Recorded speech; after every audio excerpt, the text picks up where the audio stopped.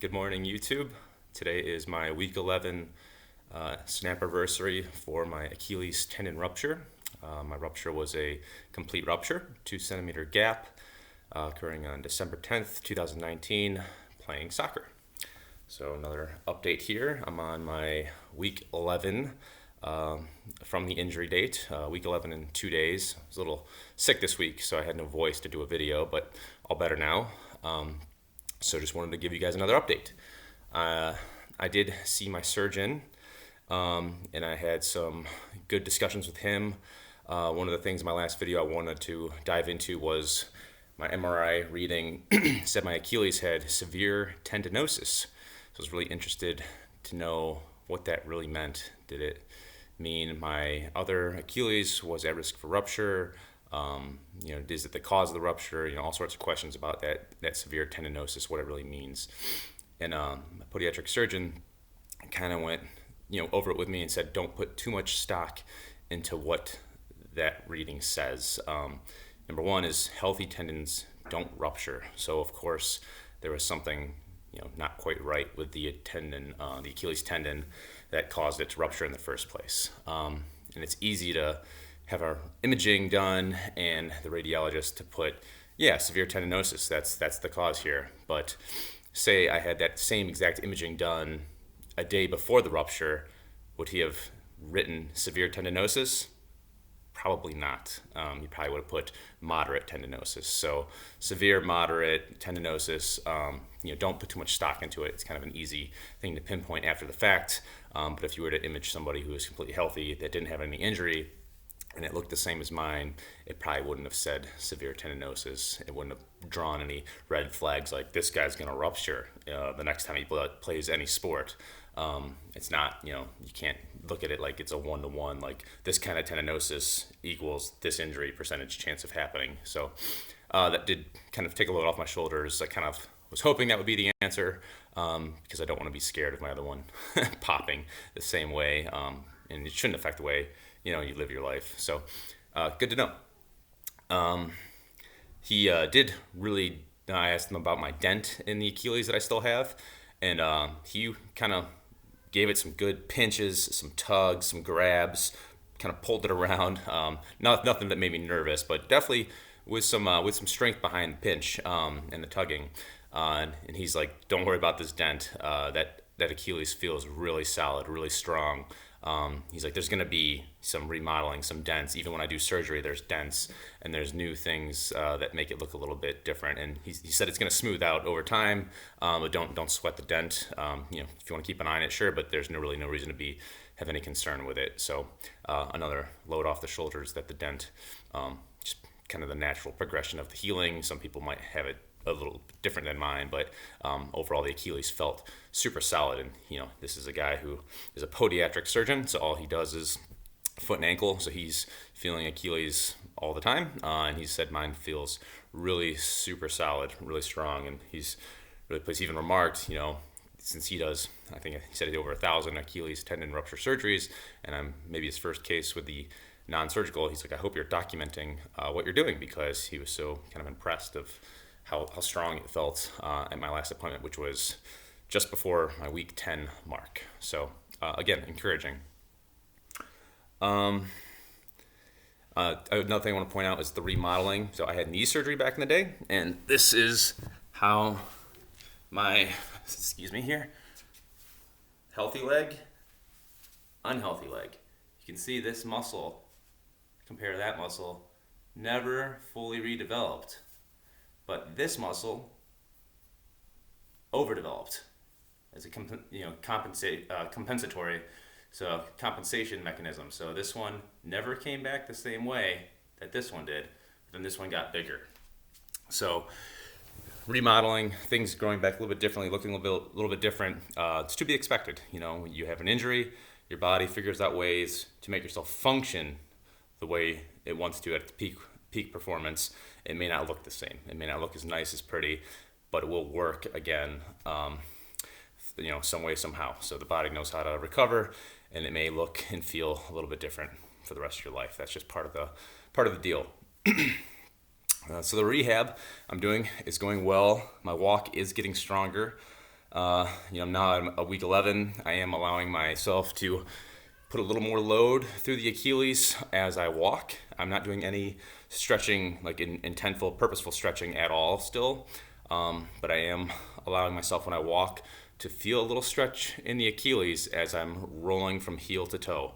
So just a little bit at a time, I'm letting it stretch and get that walk back closer to natural.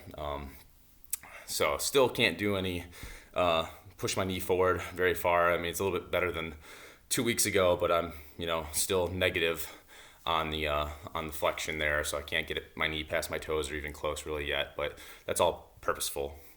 So the walking's going good. My measurements on the scale again have increased.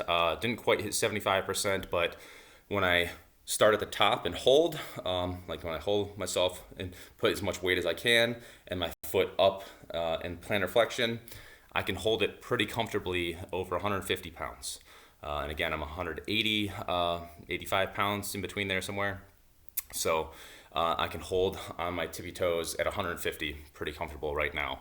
When I start at the bottom and doing heel lift, I've been doing between 120 and 125 the last couple days. So about 70% of my body weight, close to 70% of my body weight. So pretty good 70% heel lift at week 11. So I'm pleased with that.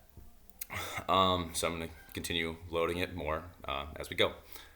The last thing I want to talk about, and this is concerning end range plantar flexion. So this is when you do the heel lifts. I don't know, it's hard to show these things. And you're like this. My one heel is not as high as this one. My injured heel doesn't get as high. And I did some reading on that, and end range plantar flexion is the biggest limiting factor for anyone recovering from this injury, whether you have surgery or not. You lose that last 10 to 20% of the mobility in the ankle, and I think that's also where you lose all your strength. So my focus going forward is to really hammer on that end range plantar flexion strength. So now, when I first started doing it, I had to pretty much take off 98% of my body weight to get my heel that extra 20% up to match the other one. I have been working on it for the last week, and maybe like 15% of my body weight, I can hold it up there now. It's hard to get it there, but once I'm there, I can hold it. So I'm going to work on the eccentric for a while until I build the strength. I really want to focus on that last 10 to 20% of end range plantar flexion and get that heel all the way up. So I'll be doing a lot more of that rehab now. And I'm just starting it now because when you do end range plantar flexion, you do stretch the Achilles. So I know when you think plantar flexion, you think of this tendon kind of shortening. But when you're doing end range and you're pulling your calf all the way up at its max height and stretching as hard as you can to get that final, your heel to your calf is like this. Plantar flexion natural is here. This is like right here, and I'll show you on the wall here in a second. You actually do stretch your Achilles in that end range plantar flexion. So now that I'm at week 11 and the Achilles is feeling really solid, I'm ready to start stretching it a little bit.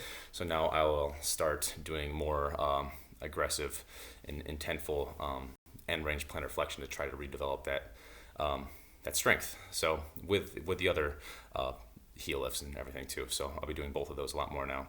I'll go show you a couple of examples and sign off.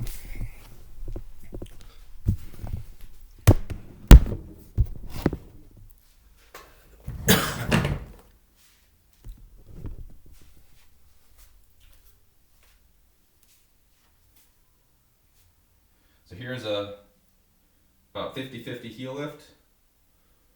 And you can probably tell my injured leg heel doesn't quite get as high, and I'm really squeezing my calf with everything I got to get it up.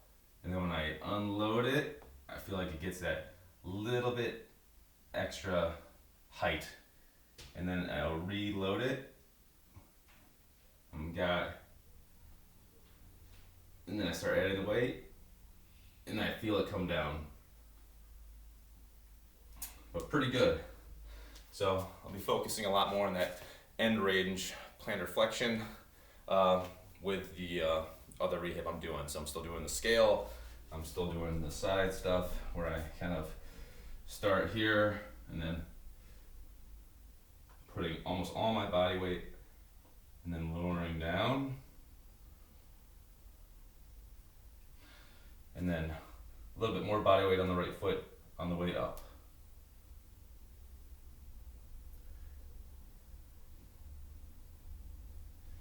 And then I'm going to rock off, get that Achilles or the heel all the way up, reload, come down. So, new focus of end range plantar flexion in addition to the heel lifts and a little bit of light stretching now. So that's where I'm at, week 11. Hope everyone's doing well. Keep after it and be well. Take care.